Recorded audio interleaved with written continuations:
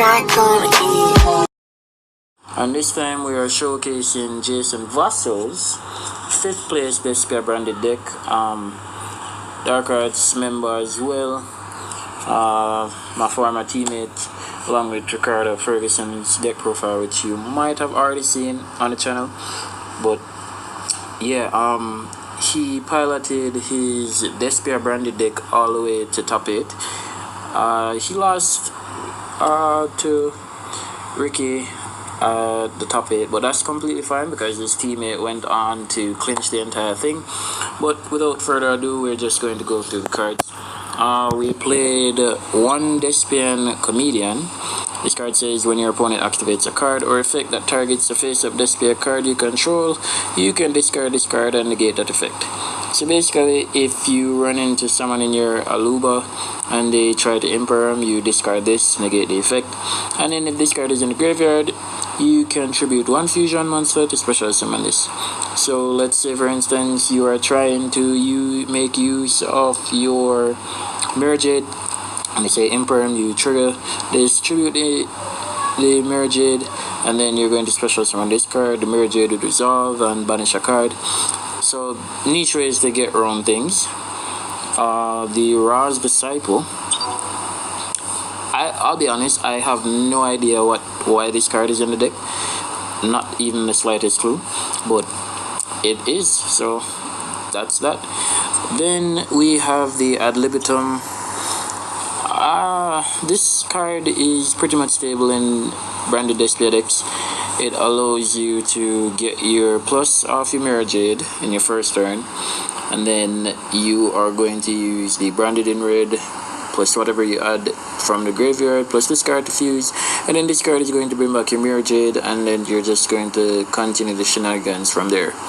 So let's say for instance you are bringing the Despian Masquerade, the one that lets your opponent pay for his cards. Note briefly, a lot of people think that card burns. It does not. It simply says your opponent has to pay to activate their cards. And also something to note, once it is that you cannot pay the life points, you cannot make plays, because anything that you activate, you literally have to pay 600 for. So once you get to the point where you can't pay 600, just know that anything that you're doing, it has to not activate any effect at all, which is pretty much impossible to do in Yu-Gi-Oh! At this point in time. So yeah, that's enough about that. We played the one Dramaturge. This card says if a fusion, synchro, XYZ, or link monster is special summoned, except during the damage step, you can target one effect monster on the field, negate its effect until the end of this turn. So I guess that's if this card is on the field. And it also says if this card in your hand or field is used as a fusion material and sent to the graveyard or even banished, you can just special summon this card back. Wow. So I get this card on the board, I fuse with it, and then I not only get a fusion, but I also get a 3k body back on the board. Bullshit. Moving forward, we are playing 2 Despian Tragedy. This card, if this card is sent to the graveyard, banished by a card effect. So if it's sent to the graveyard or banished by a card effect, thing to keep in mind. So if you attack this card, you're fine. If they are unfortunate enough to have to set it. You can add one Despia monster from your deck to your hand. A Despia monster, so there's no limitation on the monster from your hand. Except itself, obviously. You can banish this card from your graveyard, then you can target one branded spell or trap in your graveyard and set it to the field. So the common play is the branded fusion, send this card, send Albaz, and then this card is going to get you back your branded fusion or whatever card that you would probably want to set, like branded in red, branded opening, anything that you want to reuse. But you can only use one effect per turn and only once that turn, right? So we played 3 Aluba. Well, I think I went a bit far, but just going through the Despia cards. This card is your Stratus. You can add one branded spell or trap from your deck to your hand, but also it has a grave effect. If a face-up fusion monster you control is destroyed by battle or leaves the field because of an opponent's card effect, while this card is in the graveyard, you can target one effect monster your opponent controls, special summon this card, and if you do, negate the targeted monster's effect until the end of this turn. So what this part means, and if you do, if you don't special summon a monster, you cannot negate the monster's effect. So if they activate this card and you DD Crow, your monster still retains its effect, but once this card touches the field, it's not going to be activating, it's just still resolving the B part of the effect. So it's going to negate whatever monster it is that they targeted. We run 3 Ejim Chain. I guess this allows us to keep hand advantage. You know, when this card is sent to the graveyard, well, when it's sent from the hand or field to the graveyard, you can add one Fright Fur card from your deck, which is most likely always, not most likely, it's always Fright Fur Patchwork, which just gets you polymerization and this card back. So yeah, it's a way to keep hand advantage. We're playing the 3 Aluba. Well, I'm sorry. 3 Albas. My apologies.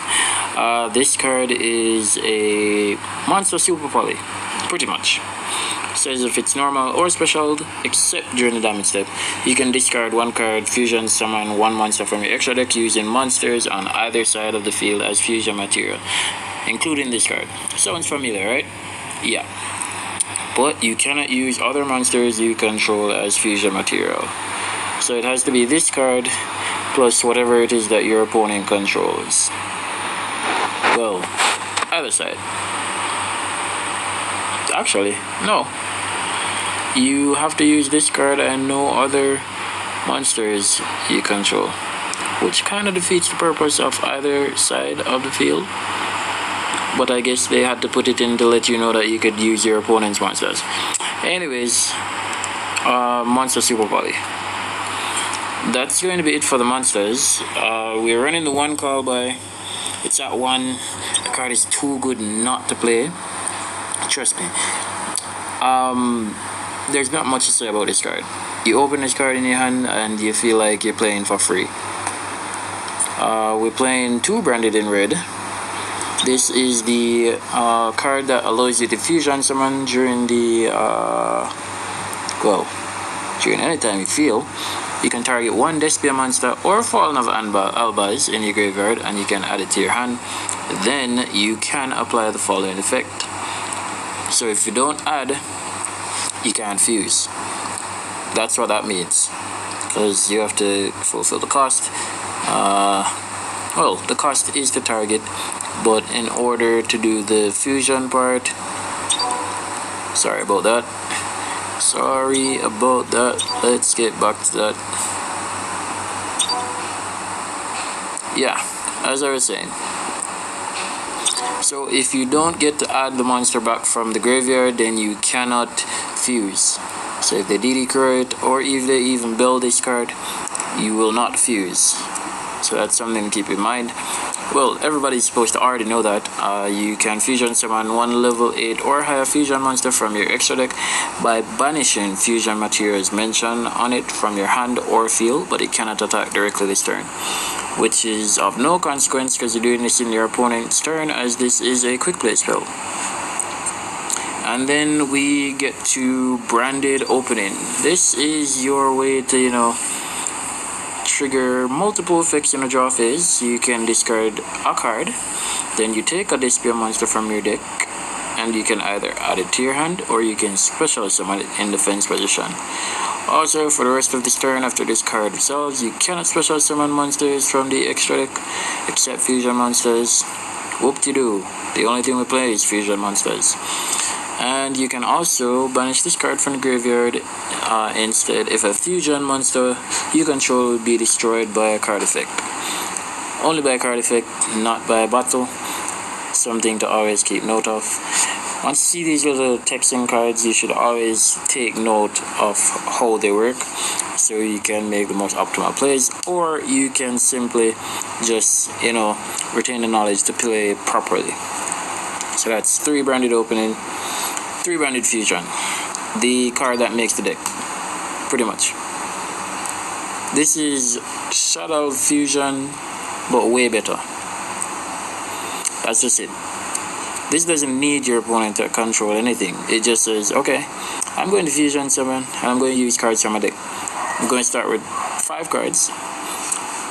4 if I'm going first, 5 if I'm going second, and then I still have those 5 cards to play with, or 4 cards to play with, should you stop this one. But if you don't, then I'm going to probably have about 10 million.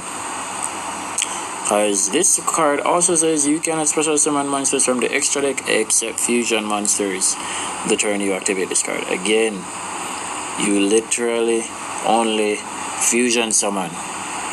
This is not stopping anything. So we play 3 Super Poly. Konami. Why the fuck is this card still at 3?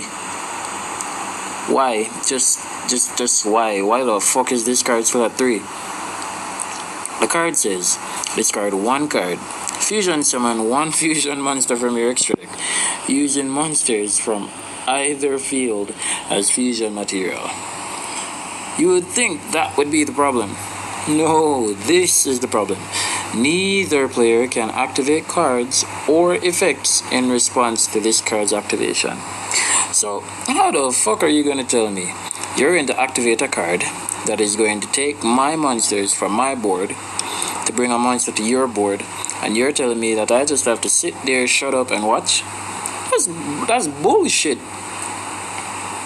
But Konami decides that the card is okay at 3, so it's still at 3. Then we're playing 3 of the regular Poly. This card is essential for a card that you play in the extra deck, which you're going to get to in a while. 3 polymerization, so you can fuse monsters from your hand or field. And then the next card adds the polymerizations, and that's going to be Fright for Patchwork. So this is what I mean. When Chain goes to the graveyard, it adds this card, and then this card adds Edgem, Chain, and then adds a polymerization. So you just continuously loop cards. You can only activate 1 of this card per turn though, but you keep getting back the card to play for next turn or this turn. It's just too much advantage. And then he's playing 3 Allure of Darkness, I guess, to draw cards, and then you don't mind banishing some of your cards because you get effects of them banishing, and then drawing 2 extra cards is not bad at all. For the last 3 spell board breakers, we are playing the Dark Ruler no more. This card handles a lot of the meta right now. It doesn't do so much to tier elements, but it helps a lot in all of your cards, your deck. So yeah. So we're running that, and then the last card in the main deck, Branded Expulsion. This card says tribute a fusion monster, then target 2 non-fusion monsters that are banished and or in the graveyard. Special summon both those monsters, 1 on each field. So you're giving your opponent 1, and then you take. So basically, you're going to tribute a fusion monster you don't want. You're going to summon Albaz and another monster that you want to use to fusion summon. Then you're going to trigger Albaz, and then you're just going to fuse right again. If you tributed a fusion monster that mentions Fallen of Albaz as material though to activate the card, you can special both of the monsters to your field instead in defense position. So they tribute a Mirror Jade or any of those monsters that mention Fallen of Albaz as the fusion material. They just got 2 free bodies, just to avoid a card that you have or to potentially just kill you. That's going to be it for the main deck. For the extra, we're playing 1 Garura, because might as well go all in on drawing cards. And then any damage your opponent takes from battles involving this card. So essentially this card attacks for 3k. Pretty much. Super Volley target, 2 monsters of the same type and attribute but different names. This card is sent to the graveyard. You can draw 1 card. It's just... So I get 3k worth of damage, plus I draw a card. If I do anything that sends this card to the graveyard. Wow, Konami, just wow. We're playing 1 Mud Dragon because Super Poly. We play 3 Super Polys, so we have to make sure that we have enough targets that the card can be viable in almost every matchup. We're playing the 1 Despia Quartus. I'm not sure if I said that name properly, but hopefully I did. This card says during the main phase, you can change the attack of all monsters currently on the field to 0 until the end of this turn, except level 8 or higher fusion monsters. So basically you turn the entire board except this card and any other big fusion you have to 0, and you just say fuck you to your opponent. Also, if that wasn't bad enough, if the face-up card in its owner's control is the field because of an opponent's card effect. I mean, to be honest, it's always going to leave the field face-up unless it's being evenly matched. You can add to your hand or special summon 1 Fallen of Albaz or 1 Despia monster from your deck. I'm reading these cards. I don't know what all of them do, but it just screams like too much. But anyways, we're playing the 3rd Super Poly target, which is of course the Starving Venom. I did notice that he's not playing the Predaplant fusion. I guess he didn't think he needs it. The 2 Masquerades. This is the card that allows your opponent to just pay for his cards. If you can't pay, can't play. Simple. So you pay to play. Simple as that. Nothing more needs to be said. If your opponent controls a Ritual Fusion Synchro XY0 Link monster, while this card is in the graveyard, by a quick effect you can special summon this card. So if they manage to get it off the board and they control any one of these, you bring it back and then they still continue paying. What the you know what? I'm done. We're doing 2 copies of that. 2 copies of this is Lubellion. This is the one that allows you to discard a card if this card is fusion summoned, and you can shuffle in monsters mentioned on fusion that you want to bring from the graveyard or banished into the deck. For the rest of the turn that you do that though, the fusion monster, well, this card can't attack, but it's not going to stay on the field in most cases, so yeah, we're not even thinking about that as a drawback. Then we played 2 Chimera. This is where you play the 3 regular polymerizations, because this card says once polymerization is in the grave, your opponent cannot target this card with card effects. So you get a 33k beta that pops cards, draws cards, and cannot be targeted by card effects. I'm moving on. I'm not going to say much about this. Then we're playing 2 Mirror Jade boss monster of the deck. It allows you to send your other fusions that you can get pluses off of to be non-targeting removal of a monster on the field.